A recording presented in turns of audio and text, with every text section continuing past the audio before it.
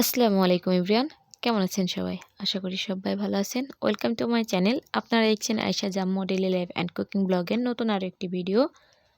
যারা প্রতিনিয়ত আমার ভিডিওগুলো দেখেন তারা অবশ্যই জানেন আমি কিছুদিন আগে গ্রামে গিয়েছিলাম আমার আপুর বাসায়। তো সেইখান থেকে একটু ঘুরতে বের হয়েছিলাম। ভিডিওটা পোস্ট করতে অনেকটা লেট হয়ে গেল। তো যাই হোক, এখানে একটু গ্রামটা ঘুরে দেখতেছিলাম। আর ওই যে উপরে দেখতেছেন ওইখানে হচ্ছে রেলওয়ে স্টেশন। বিকালে হঠাৎ করে আপু বলল যে আমাদের পাশে একটা রেলওয়ে স্টেশন আছে, যাও তোমরা সবাই একটু ঘুরে আসো।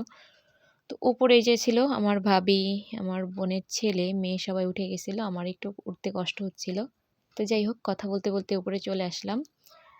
আর উপর থেকে কিন্তু জায়গাটা বেশ ভালোই সুন্দর লাগতেছিল। আর এই জায়গাটা হচ্ছে ফরিদপুরের মধ্যে পড়ে। তো এখানে ফরিদপুর নগরকান্দা রেলওয়ে স্টেশন লেখা ছিল, নগরকান্দা। তো সবাইকে সেটাই দেখাচ্ছিলাম। বিশেষ করে ভাইকে দেখাচ্ছিলাম যে দেখেন কোথায় আসছি। এটা হচ্ছে আমাদের ছোটোবেলায় আমরা এখানেই বড় হইছি। তো যাই হোক, এই লেখাগুলো দেখে তখন মনের একটা শান্তি লাগতেছিল, ভালো লাগতেছিল, ভালো লাগা কাজ করতেছিল। তো যাই হোক, চলে আসছি অনেক দিন পরে এখানে, অনেক বছর পরে।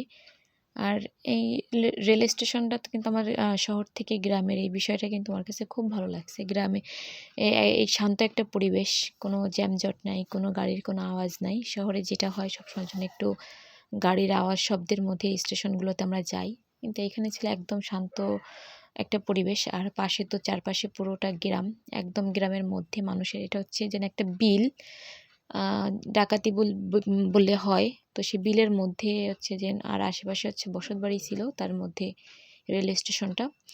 তো যাক, ভালোই লাগতেছিল আমার কাছে। আর এখানে আমরা ওভারব্রিজে চলে আসছিলাম।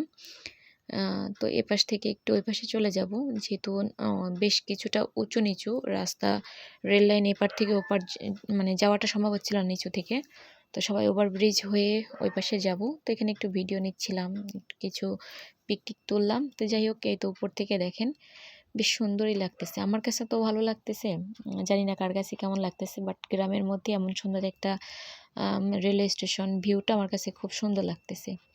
তো এই যে দেখেন, যতদূর চোখ যায় শুধু পেঁয়াজ আর পেঁয়াজ। এখানে সব পেঁয়াজ চাষ করা হয়, সেটা সবাই জানেন যারা ফরিদপুরে আছেন। তো সবাই তো বিষয়টা নিয়ে অভ্যস্ত। আর এইখানে দেখেন আমার মিষ্টি কুমড়া আর আমার বোনের ছেলে গল্প করতেছিল। তার যাই হোক, কথা বলতে বলতে নিচে চলে আসলাম। এসে দেখি ট্রেন যাচ্ছে। তো ট্রেনেরও ছোট্ট করে একটা ভিডিও ক্লিপ নিয়ে নিলাম। এটা হচ্ছে বিকাল 5:30টার ট্রেন। একটু পরেই আজান দিয়ে দিবে, আমরা আসতে অনেকটা লেট করে ফেলছি। তো যাই হোক, আমার অনেকটা কষ্ট হয়ে গেছিলো। তো ভাইকে বললাম, ভাই আমি আর হাঁটতে পারতেছি না, এবার বাসায় চলেন। তো ভাই বললে একটু রেস্ট করে নাও, তারপরে চলে যাব, চলো। তো ভাইয়াকে বলে আমরা বাসার উদ্দেশ্যে রওনা হচ্ছিলাম। তো এখন বাসায় চলে যাব, একটু পরেই মাগরিবের আজান হয়ে যাবে। তো যাই হোক, কথা বলতে বলতে ভিডিওটা আজকে এখানেই শেষ। এখন চলে যাব বাসায়।